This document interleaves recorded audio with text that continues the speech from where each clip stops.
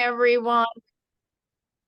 We're giving people a couple of minutes to join. We know that it's a busy day in the middle of the week, but definitely worth your time. So waiting for people to join.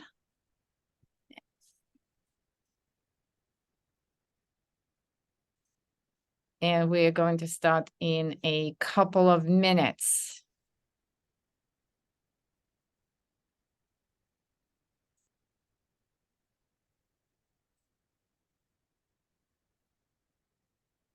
I see some familiar names. Thank you everyone for joining. Allison, Beverly, Melissa, Roy, Pratiti. Really great. Great to see the students and faculty joining us. And as others are going to be coming in, we just want to make sure that the ground rules for our Rethinking work series are just, you're reminded of them. So what we're going to do, I'm going to introduce our distinguished guest, Dr. Alex Alonso, coming all the way to us from SHRM, the organization that we all very well familiar with, and I will remind you why. And I will introduce Dr. Alonso.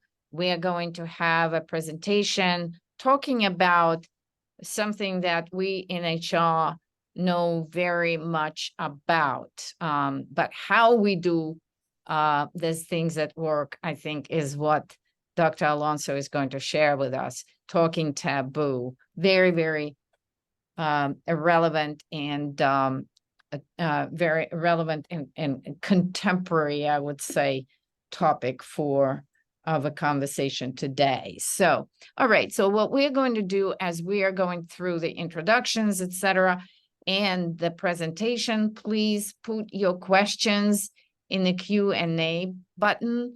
Dr. Alonso promised to give us about 20 minutes at the end of the presentation so that we could engage in a lively discussion about these topics. But without further ado, let me just remind you who I am, Anna Tavis. I'm the department chair and a professor in human capital management programs at NYU School of Professional Studies, and I am chairing these Rethinking work series. Really learned a lot, and I know that you are going to hear a lot of really interesting and practical advice from our speaker today. And a few words about Dr. Alex Alonso. So Dr. Alonso is a Chief Knowledge Officer leading intelligence, insights, and innovation functions, as well as SHRM latest acquisitions, the CKO Academy and Linkage.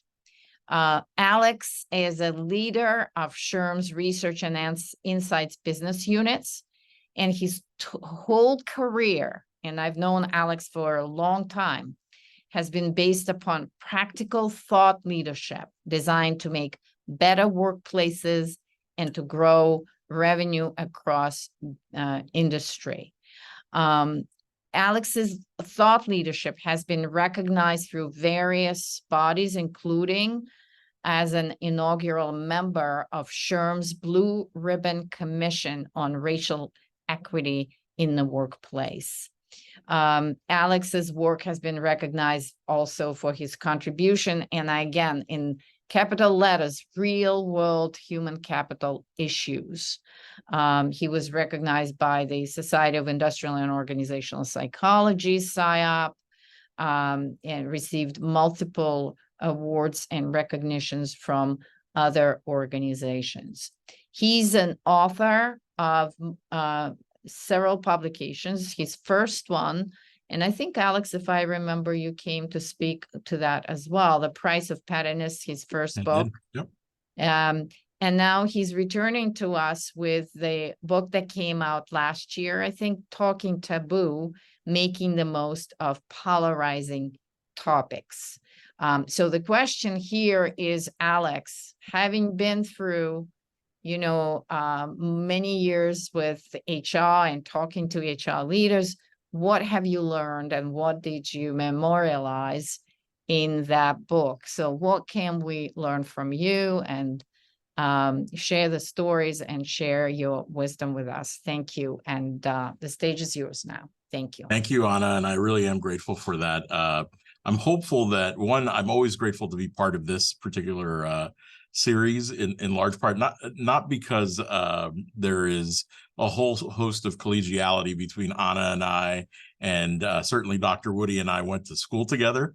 So if you know Dr. Woody, you should know that he and I went to grad school together. But beyond that, I always appreciate the opportunity to speak to people who are either in the field or aspiring to be in a field that is affiliated with helping people do better at work. And so this is a unique opportunity for me. I'm particularly grateful, and I'm hopeful that we will actually get one of these in person one day so that I can participate in person. And Anna, I see you nodding, so that's a great opportunity. So with that in mind, I'm going to share some slides here because I think it's important to talk a little bit about some of the stuff that we've learned over the last couple of years when it comes to dealing with polarization in the workplace. And I'll share with you that this whole book came to me as a series of inspirations, if you will, dating all the way back to 1999 and early 2000. And I'll take you back to what it was like to be me in grad school and being completely unrefined and a buffoon, and at the same time learning something about polarization in the workplace at that point. So let's see here. I'm going to go ahead, and I hope everyone can see my slides. Okay. So in thinking about this book, one of the things that sort of stood out to me was I wanted to understand specifically what it meant to and what the impact was when thinking about taboo topics in the workplace. And I was taken aback to, for those of you that don't know, in the late 90s, we had something that was particularly polarizing in terms of how the Department of Justice handled one thing, and it was the Elian Gonzalez case. And particularly growing up in South Florida, having been in South Florida, having gone to graduate school in South Florida, one of the things that stood out was this was a particularly polarizing topic overall. And I thought back to myself, there's got to be a better way to handle these types of discussions than the way that I handled it. And I'll share with you why I say that. I remember what it was like the day that Elian Gonzalez was taken out of his home, his familial home here in the US, even though it was part-time, and then deported and sent back to his father in Cuba. One thing that struck me was I had a dear colleague and a friend who's still a friend to this day. His name is Dr. Fred Panzer, and he and I went to graduate school together. He and I actually had a disagreement about how that was handled. We looked at it from very different perspectives. I won't share which perspective was right or wrong, even though we all know mine was. And then one of the things that stood out in particular was Fred and I actually got to the point where we almost had to be separated and we almost came to blows. And I thought to myself, you know what? This is exactly what goes wrong when thinking about these types of topics, but I didn't have the brains and or the ability to really understand the science behind how you make it better. What was interesting is I didn't expect that over the course of my career, as I went from individual contributor all the way through to a people manager, I'd need to focus on more about the skills needed to manage these types of discussions than less. And it certainly was borne out over the course of my 25-year career. So I'll ask you a question. How many of you, by show of hands, and you can raise your hands in the Zoom if you want, how many of you, by show of hands, have actually experienced a coworker talking about, let's call it an interesting topic, not a polarizing topic, but experienced that in some way, shape, or form? Anybody want to take a stab or want to raise your hand and be honest and share how much you've actually witnessed it? Oh, sorry, I'm going to go backwards. Yeah, we have hands being raised here as we speak. Yes. Wonderful. So what I will tell you is we have close to, we do a survey of working Americans almost weekly here at SHRM. And one of the things that stands out is we received data that was almost, was validated repeatedly over the course of a 3-month period. And we realized that 92% of working Americans have experienced coworkers talking about something interesting in the workplace. So think about that. 92% have said that they have actually engaged in that in some way. What that speaks to is that we have seen people experiencing this at an almost ubiquitous level. But what's more interesting is the 41% who admit that they were the coworker who initiated the conversation, who initiated the spicy topic, if you will. And I say that in large part because what that speaks to is 2 out of every 5 individuals has actually not only engaged in this or experienced it, but they've actually initiated it. And it's always interesting to me to think about, what is it that they've initiated? Why is it that they've initiated? What is so interesting? And then by the same token, what is it that they did to manage that and how they carried it out? Well, in this book, we actually collected over 1,700 examples from HR leaders and working Americans to try to identify what was the common thread in each of these conversations, what were the really interesting ones that sort of bore out, and then more importantly, how were they managed well if they were managed well. So what we did was we conducted a critical incident study to look at these 1,700 critical incidents, what was it that went well, what went wrong, and how could it have been done better?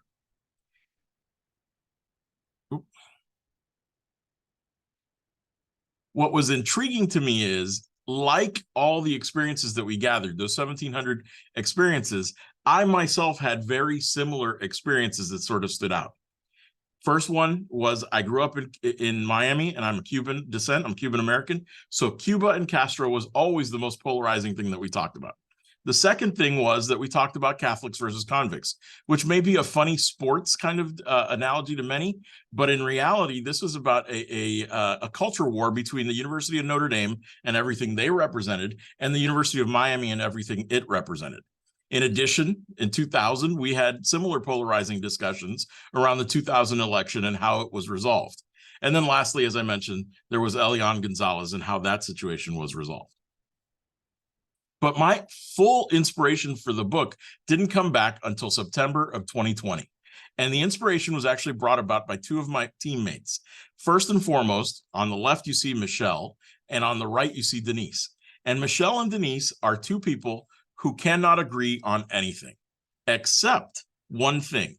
They will agree that all disagreement in the workplace has to be kept professional. And I witnessed from them a late night conversation that actually was managed in a professional way and indicated specifically how it is that we might manage certain things.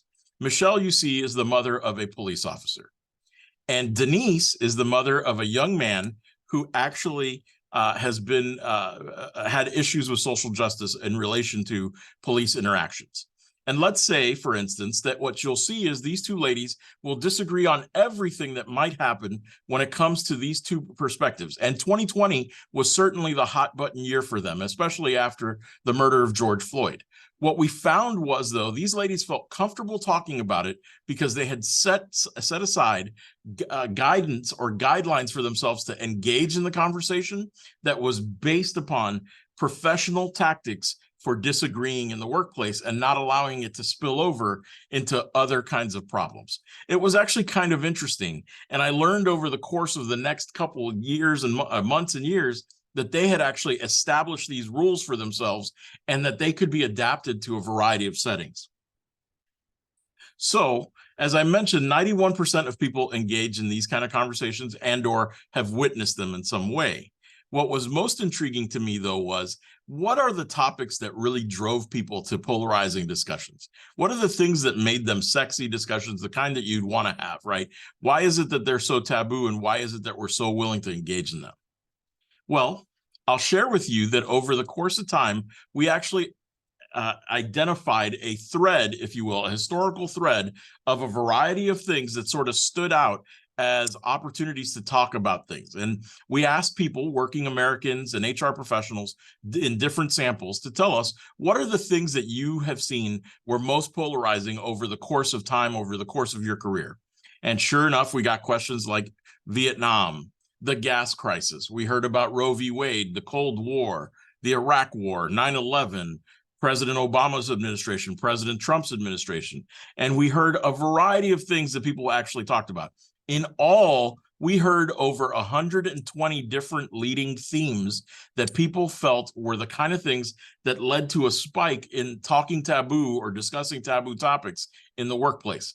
And that got me thinking, because I thought about what my grandmother always told me, the guidance I always got, which was, don't talk about religion, don't talk about money, and don't talk about politics in any way, shape, or form at the dinner table or in the workplace. And I'll never forget, it occurred to me at that point, while my grandmother was right to provide that guidance, what we saw was, even though many of us got that guidance, everybody was willing to talk about these things. So I'll share with you which were the most polarizing topics, and there is a recency effect that exists here. But if you were to look specifically at the last 5 years, we asked people to consider what were the most polarizing, most common polarizing topics that occurred in the workplace.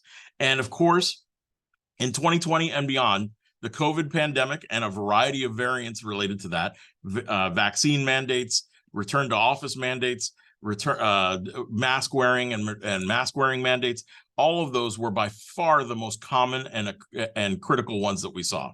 We also saw, for instance, that presidencies became a particularly common topic area.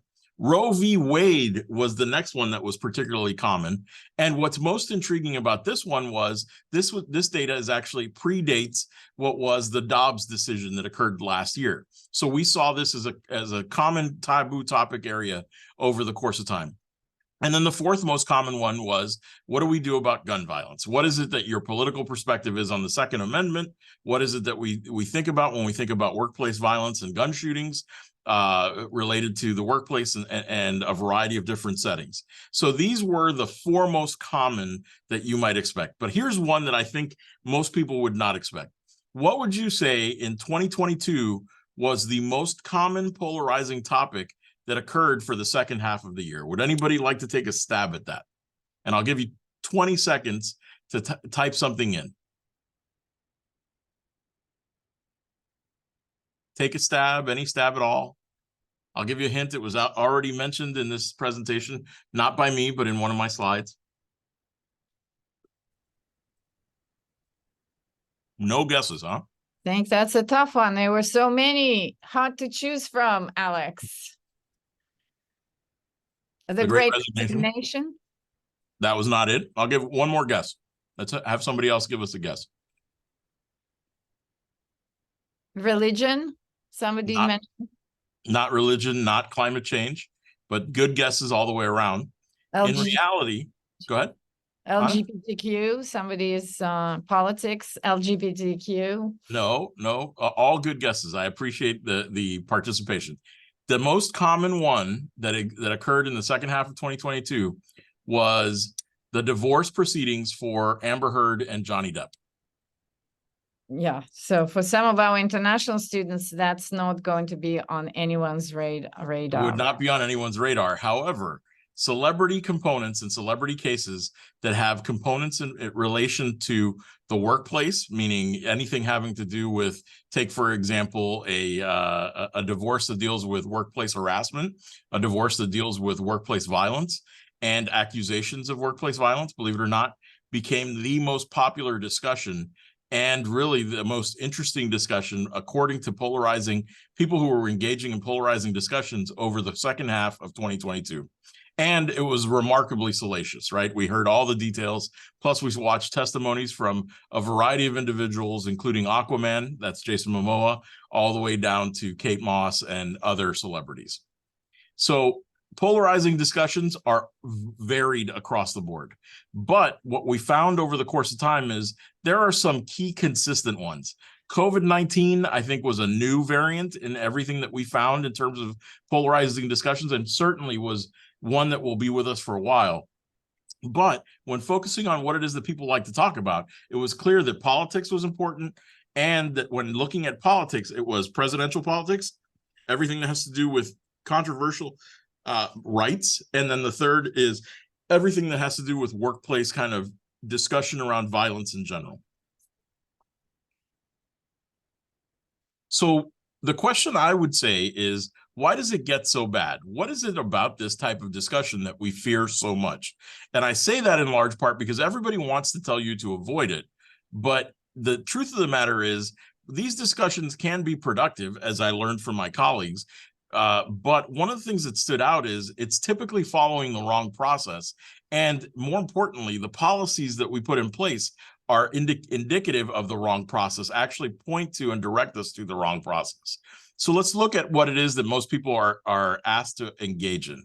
Well, first and foremost, what you'll see is when someone engages in a psychological process here, the processes run from stage 1 all the way down to stage 3. The first stage is that we share opposing perspectives, and all of a sudden, it means that we are now identifying the poles in a specific kind of argument, meaning what one side is versus what the other side is. The second stage is we can choose to entrench ourselves and dig in. What is the one perspective that I'm going to hold and I will not relent no matter what? What is the other perspective, and will that person relent? Where it goes really wrong is what we do when we try to win at all costs, as opposed to something that my colleague Irshad Manji likes to say, which is listen to learn.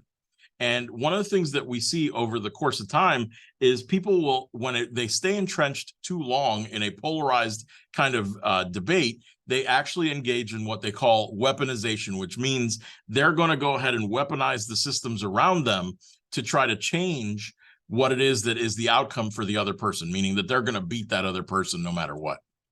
This is where we go wrong. Psychologically, this process happens too much. What's interesting is it is almost built and ingrained in the processes that most people have today. However, people managers can be taught to help people escape these processes. And that's the piece that we learned was most interesting in following the various cases that we saw. First thing that typically happens is most people get accused of violating cultural norms. And what happens is that people managers and HR ends up wasting time to try to resolve individual differences rather than really being strategic. I'll give you a famous example here, and some of you may recognize this. There's a company that's known as the Alphabet Company. And one of the things that they actually had as a case in that was later revealed was sort of an issue culturally was the notion of the red hat. There's a very famous red hat that we all know about. It's affiliated with the Trump administration and the Trump campaign. And one of their workforce was actually wearing this hat or had it at their desk at their campus out in Mountain View. And this became an issue because many felt that this person did not fit within the organization, did not share the same cultures as the organization. And what happened was, rather than actually engaging in a proper discussion, trying to fix the discussion and identifying what it was that could have been done about the discussion, people managers made the mistake of saying, well, report the person to HR. If they don't fit culturally. And that became a very famous case because that political affiliation bias is one of the key components that we see is important in engaging in polarizing discussions. So the problem with it is not merely that we're weaponizing things and creating risk for the organization. The other thing that it does is it has lingering effects. And our research showed that there are two things that sort of stand out. One, if there's a worker who's mismanaged the polarizing discussion, the coworkers immediately think of them and label them as unstable or somebody who is mercurial is the other term that we hear quite a bit. And they begin to share this with others. In addition, they're also more likely to leave because of a diminished sense of belonging, meaning they've been outed as someone who is not stable, will engage in these polarizing discussions, and is not somebody who will be stable and remain calm. For people managers and the people managers of these individuals, they're deemed as ineffective and being seen as making bad hiring decisions. So all of a sudden now you've got two different people who are impacted because two people had a polarizing discussion in the workplace. The other thing that happens is they experience bias and are tagged as creating non-inclusive workplaces. And that immediately becomes a real issue because those things appear on Glassdoor. Those things appear on the kind of things that other people say in your employer net promoter scores. And it becomes a real big issue. So how do we coach people to get out of this situation and manage it better? What are we to do, right? What is it that we're supposed to do? Because if we don't manage it, what ends up happening is immediately these adjectives start getting spread around the organization. Toxic, biased, weak, ineffective, non-fit, misaligned, which is one of my favorites. All those things start to appear in performance reviews, in discussions, in all kinds of this thinking about an individual. And if there is a narrative about you that fits one of these kind of key adjectives, it is very hard to overcome that. It is almost impossible to overcome within an organization. Well, what we found is there is actually a framework, according to a couple different leading psychologists and actual conflict resolution managers, that speaks to what it is that you might do to change the perspectives of individuals who engage in polarizing discussions, even in the moment that they're having polarizing discussions. And that framework is known as the Me, We, Work framework. And I'll explain a little bit about what each one means. But to give you context, it trains individuals to ask themselves questions from different perspectives so that they can identify what it is that's actually happening and how they're appearing to others who are witnessing this type of information or these types of discussions. First and foremost, there are 4 questions that need to be asked, right? The first one is, how is this discussion impacting me? Am I learning? Are people thinking differently about me? The minute you get to have people think about, do people think about me differently, and is this impacting me? That starts to change the narrative in their own minds around how they engage in polarizing discussions. The second thing is, how is my coworker affected by these words? What are the people thinking about him or her? And then more importantly, what is it that people are thinking about our team, right? So all of a sudden you're asking people to think about how this discussion impacts everyone across your organization, and you're now making the leap, if you will, in from the me to the we. The next thing that actually gets people really thinking about what they might do is asking them to think about what that conversation that's happening in the workplace right now make it impossible to deliver on your workplace outcomes. In other words, will you deliver results, or will people start to avoid you and avoid the work that they need to be doing with you to deliver on those workplace outcomes? Believe it or not, there's significant evidence that this happens all the time, and I'll share a couple examples of this. And then the last thing that people ask from it is, what is the retained knowledge that you have? And really, what we have learned from these kind of conversations or considerations that you've gotten out of these 3 other questions will stick with individuals. And it's a matter of teaching people to do that over and over again as they are about to embark on a polarizing discussion. So think about that for a moment. If you are a coach and you're trying to coach people managers how to deal with one of these, it is really this mnemonic here that helps them go to their people who are engaging in these conversations and says, what is it that you're learning about this? How is it making sure that, how are you impacting yourself? How are you impacting our team? And then the other people involved. And then more importantly, will we actually be able to deliver because you engage in these things? Those things actually take people out of the win at all costs mentality and push them into the we deliver at all costs mentality. So I'll tell you what it looks like when it's done really, really well. First and foremost, when people get it right, the discussion takes place and people disagree. And the next thing that happens is that workers start to share without repercussions, right? The people manager will ask the 4 questions, and then what will inevitably happen is reflection takes place. The very next thing that should happen after each of those 4 questions is not win at all costs, but answer at all costs. What kind of reflection should take place, and what is it that you're expecting? That reflection can be in moment, in situ, or it can be the kind of thing that can happen after the fact and continue beyond that. Afterwards, the proper people management technique is to check in later and find ways to have that conversation. If people go the right way, there are 2 things that can happen at stage 6. First, the workers could dig in and you could agree to disagree, or you can resolve the matter and say, I see your perspective. Thank you for sharing it with me. I don't agree, but okay, let's keep moving, right? So there is that listen to learn, and then the most important thing, when done really well, right, What happens at stage 6 is workers resolve the matter, but they use one key phrase to help resolve the matter. And that is, when sharing without repercussion, they also say, tell me more. Tell me more, because that phrase teaches people to say, okay, this person may not agree with me, but at least I'm listening to you. So I'll give you a couple examples of how this works in action, right?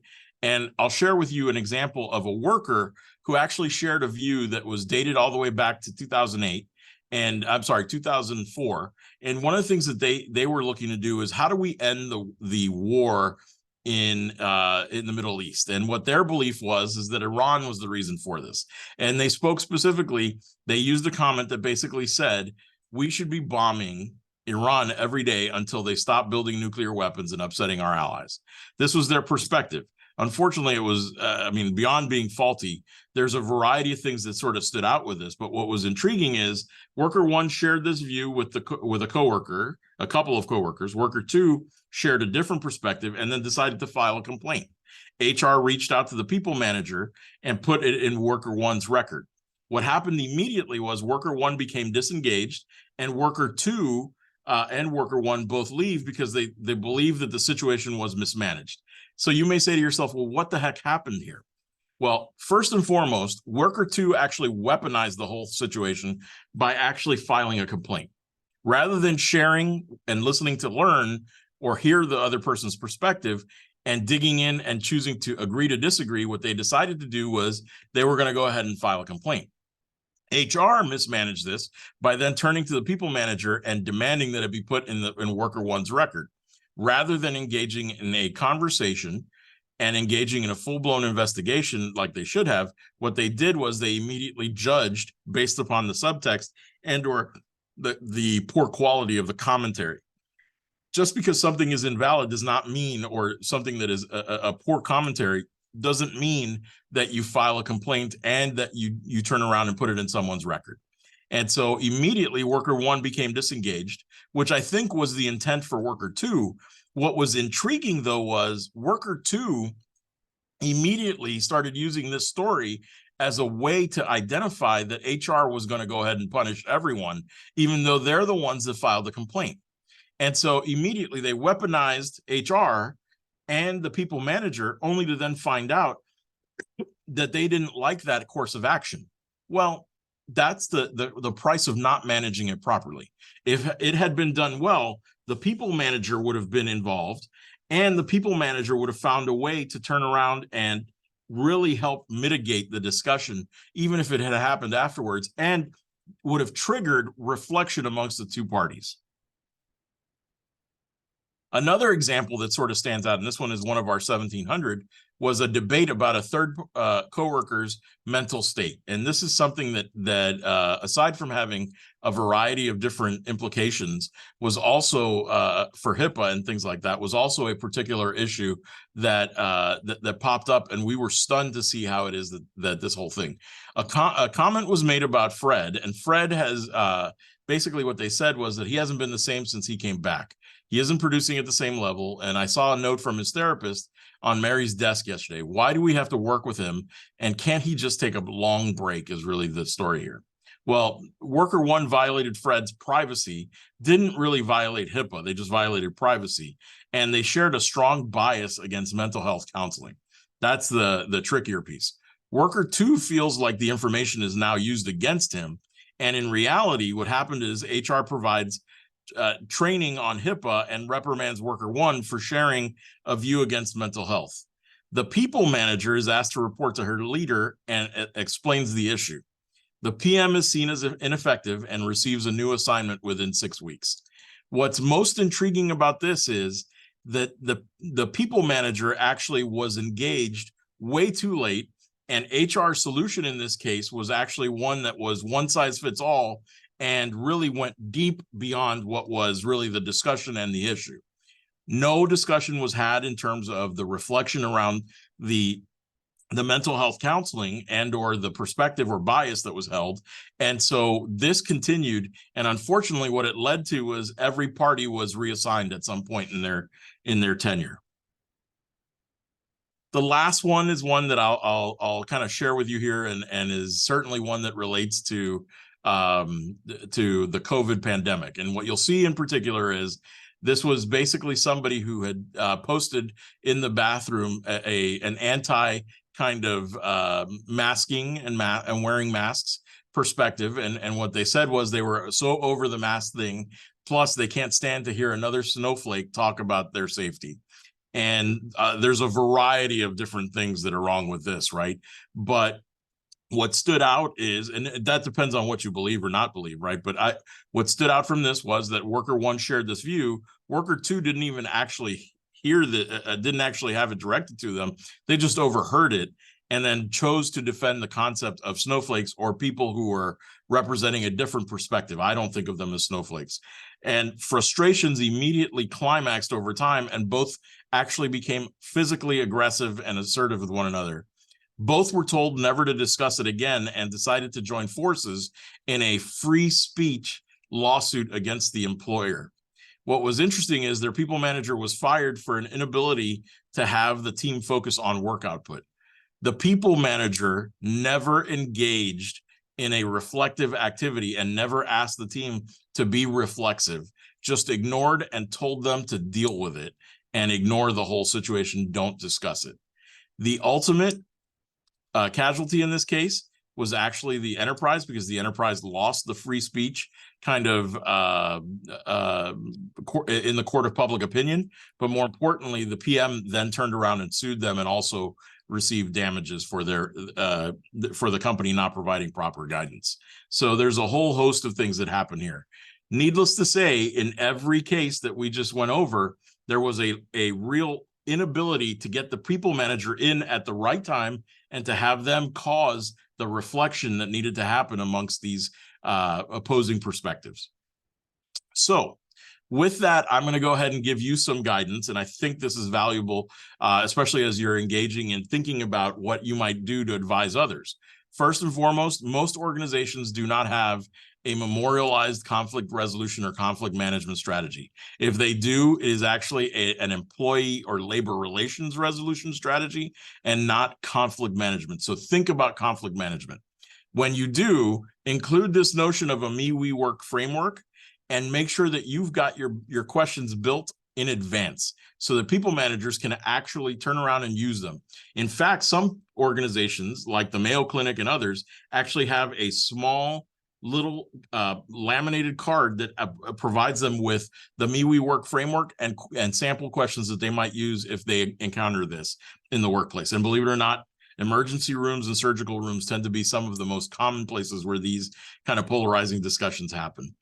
The next thing is train your people managers to do this work and do it more effectively, because many of them are not engaged at the right time. But more importantly, many of them are focused on waiting for HR to give them license to do this and won't engage unless they've been trained to do it. So training them is really how you make them better. The other thing that I'll ask for you is I'll ask you all to consider for a moment what this is really doing and practice it for yourselves. So use this in your own life. Ironically, I use this with my kids. I've actually used it with one of my kids and their English professor. And I say that in large part because they were continuing to have a disagreement and neither actually engaged in what was real learning or thinking about how things were affecting the royal we. So I encourage you to do that and take it to your workplace. Have your staff actually model it out. We actually have had staff model it here at SHRM and built a whole series of learning around it. Now, the one thing I'll leave you with is actually something that stands out to me, right? And it stands out to me, actually, it's the words of Hosni Mubarak, and they deal specifically with the notion of how you get to a victory for democracy. And that's really something that is an admirable goal, but the goal that really stands out for me is how do you develop pluralism?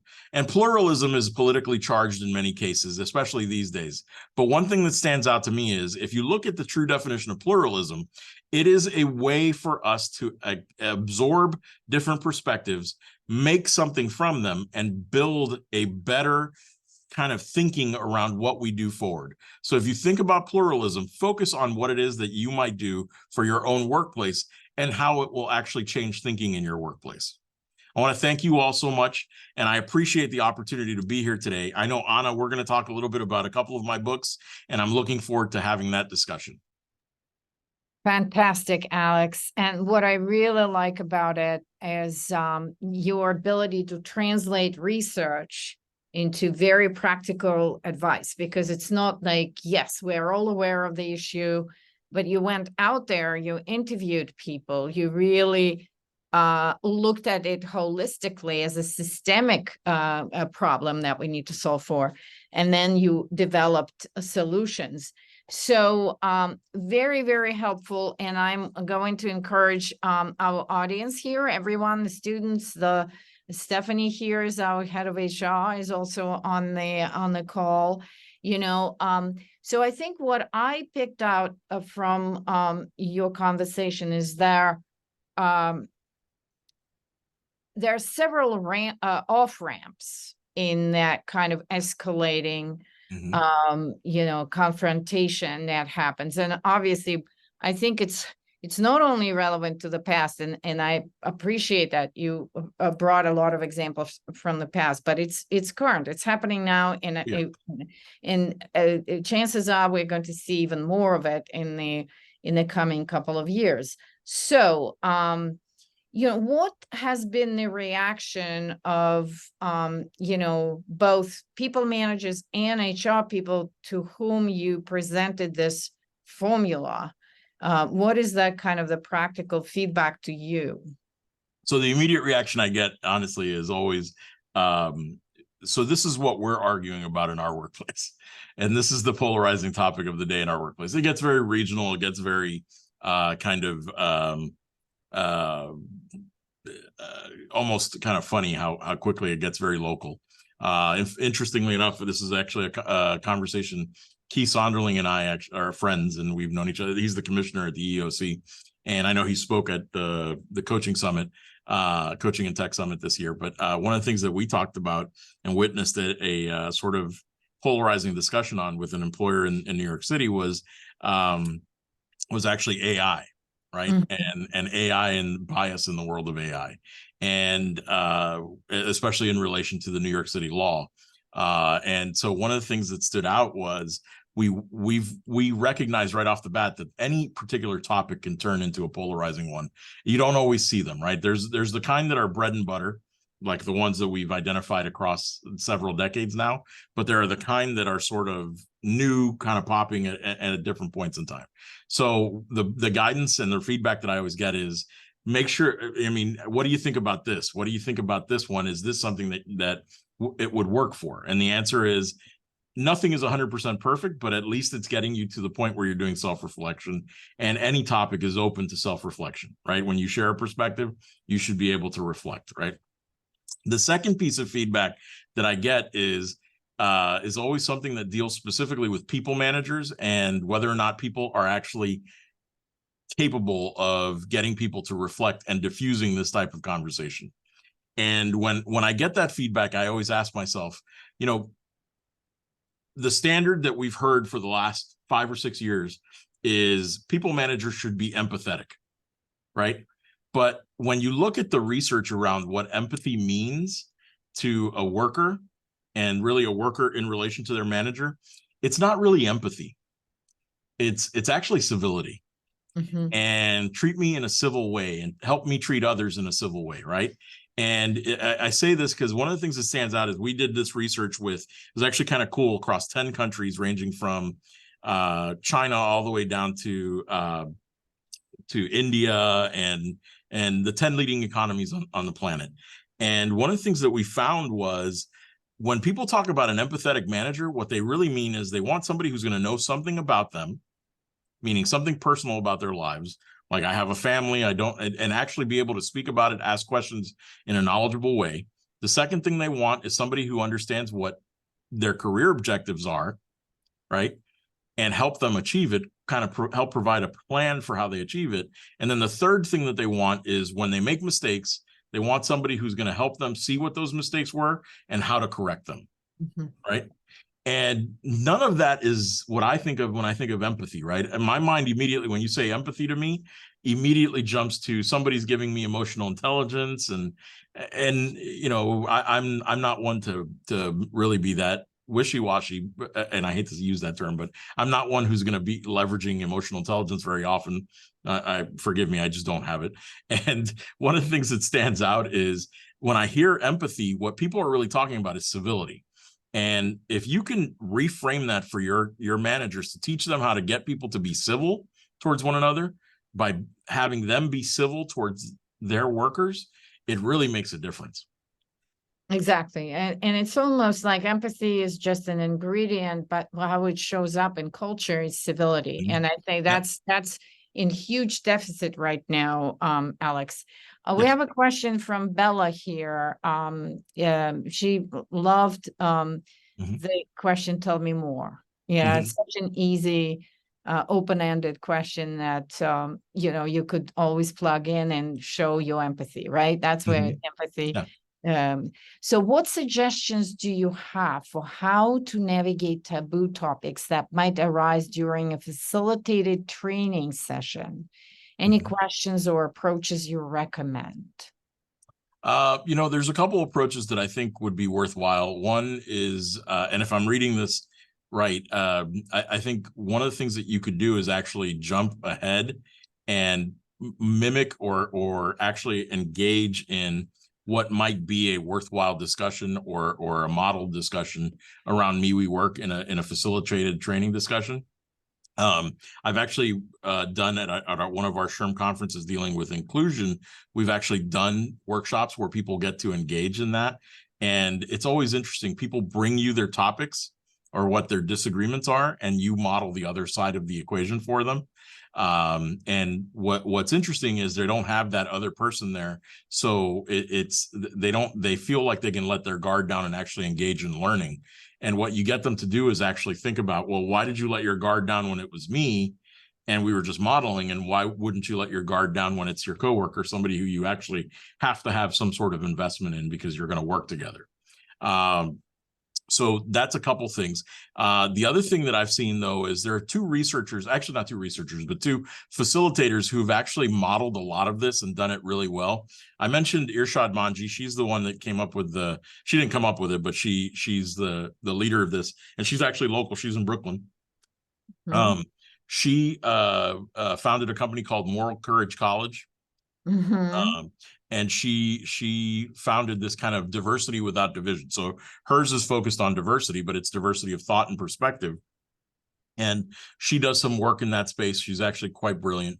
The other person that comes to mind is a guy by the name of Rich Tafel. And Rich Tafel does a program, a facilitated program that looks at, you don't have to agree on everything, but you have to agree on your rules for how you'll engage.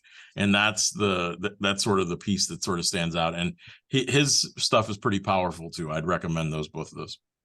Great, great, great.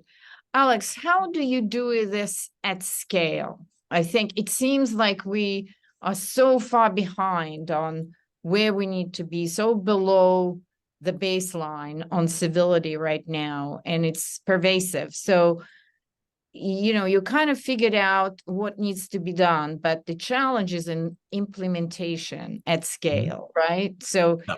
what are the examples you could share with So us? when it comes to scale, there's a couple things. One is in most organizations where I've seen it work, it's something that's been trained of the workforce on day one at orientation or onboarding. I think and you even model it. The other thing that I think has been particularly powerful is an annual refresher for your people manager workforce. And you might actually see, I mean, there's a couple different cases. There's a group called Moth and Flame who's built, and not at all affiliated with SHRM, but built a virtual reality and augmented reality solution for how you apply the Me We Work framework and how you do that in a variety of different situations. Some of the ones that I even shared with you here today. What's intriguing is they do it, and they really do it as an annual kind of assessment of how well your workers are really doing and engaging in polarizing discussion. What I find in particularly interesting is there are a lot more low tech options, people who actually put up we work kind of posters and things like that in their cafeterias, in their work spaces and things like that, just to get people to remember that this is what we live by in terms of our conflict resolution kind of approaches. And then there are people who've actually approached us about how do we build a certification around this so that you get a coach who basically is certified in this particular technique and how they might teach people to use it, right? Those are some examples. Now, if I was to give you an example of how this might have been applied in a couple of situations, for instance, let's take that last situation around the COVID information. The first thing that I would have done was I would have made sure that my people manager was armed with these questions and then asked them to go to worker 1 and worker 2 and ask them those questions. How do you think you worked out? And I would have assigned them work so that they actually had to respond to those and then come back and do joint reflection to say, is this something that we can get beyond or is it not? Are you digging in? Are you choosing to weaponize and complain? What are you going to do about this? And more often than not, you get them to do that. That would have been a way to avert or avoid all the things that ended up becoming a real issue down the line. Yeah, just a couple of more questions to fit in here. Vanessa is asking a really good one, and I'm going to summarize it.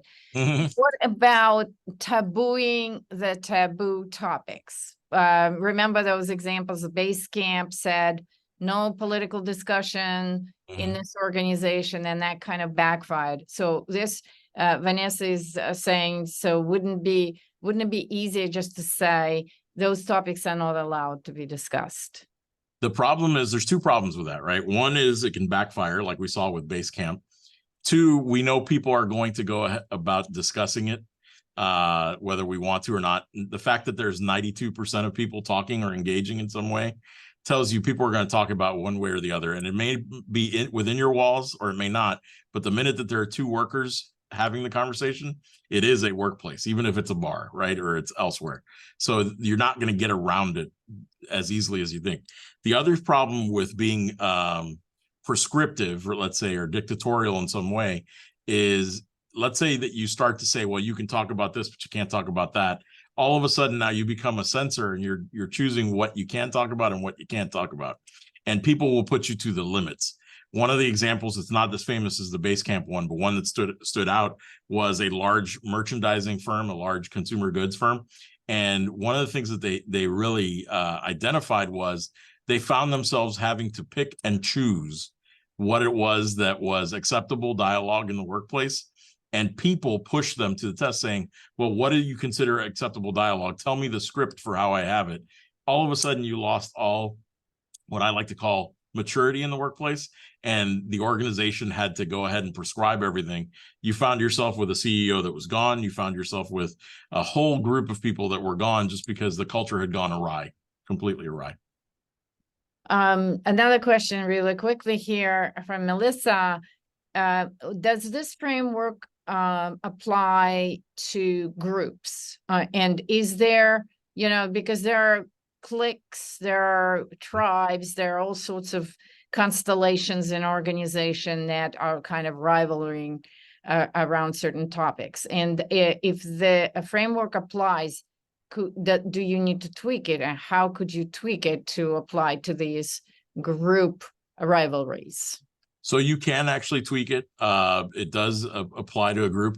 What's interesting is that the group is not necessarily a camp of people that are all sharing one insight. What you find in the research here is you actually get people who it's a collection of dyads.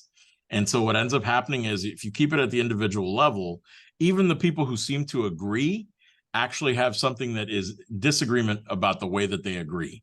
And so you find that keeping it at that individual level, even within larger groups, is helpful because you pick up on what are the dyadic differences across all the pairings of your workers. It's a pain in the rear to have to talk about and deal with, and to manage that data, but if you wanted to, but it does get people thinking specifically about where they agree, don't agree, who they consider to be their closest ally, and how they may not even be that actual closest ally. So there's a difference there, and one of the things that you see. But certainly it can be tweaked for group perspective as well. It's just most powerful when you do it at the individual level. Excellent, excellent. One of the comments, it's not a question, Alex, but a comment, and I think we will share it, is some of the students here said that thank you for using a very simple question language to express and solve for these difficult issues. So, Oh, no, it's my pleasure. yeah, so I think it's your strength too. You've been very humble saying you don't have empathy as easily available to you, but I think making it very accessible and pragmatic is a sign of empathy. You really want to help us all and give us these tools. Thank you so much. I just want to say, for those of you who are still hanging in there, I know classes are starting really soon, but Alex is about to release another book. And Alex, maybe you can say a few words, Unsung Heroes, that we want to have him come back to us later in the academic year. So Alex, just a few words about that book. Hi there. So thank you so much, Anna. And one of the things that stands out is, and I was responding hi there because I saw somebody say hello in the web chat. So I apologize. So my first book was actually a book called The Price of Pettiness, and it actually dealt with examples of how petty people could be in the workplace. And it was one of those things where I really enjoyed the task of trying to identify what was the lowest depths of treatment that existed between coworkers.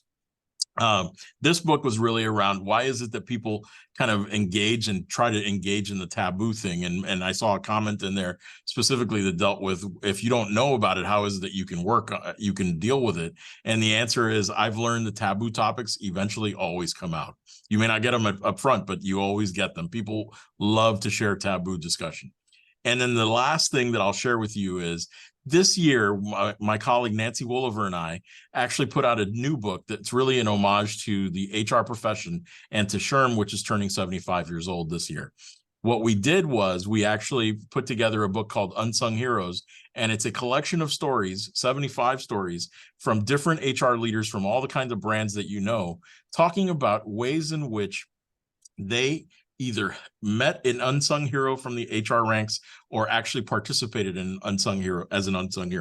One example is, we have a CHRO who talked about what it was like to step in as a CHRO when she herself did not have this role, but she was she became that day the chief people officer for CNN, at least in interim status, during the 9/11 events, right, and the attacks. And so that was something that was particularly moving to hear her story and what it was like to step up and be a hero to her staff that day. In addition, we also have somebody else, a chief people officer from Jacksonville, Florida, who from a large telecommunications brand, who actually talked a fellow HR professional, not even a worker within their own organization, talked that person off a literal ledge.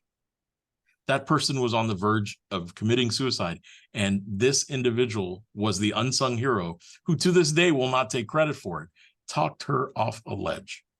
So to learn about those stories, I look forward to sharing them more, and I'm going to bring some of those heroes with me.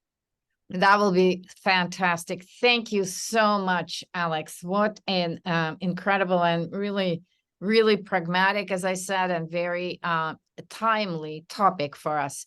So just upcoming attractions, and we'll put Alex back on the schedule.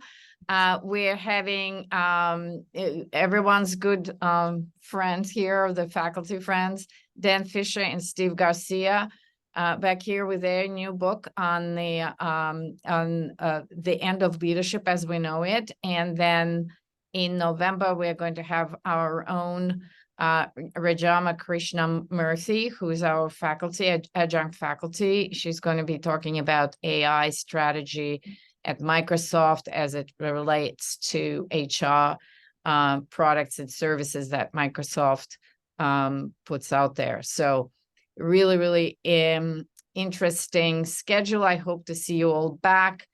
Thank you, Alex, again, and have a great rest of the day. And I know quite a few of you are rushing to a class. Thank you. Thank you so much. Bye, everyone.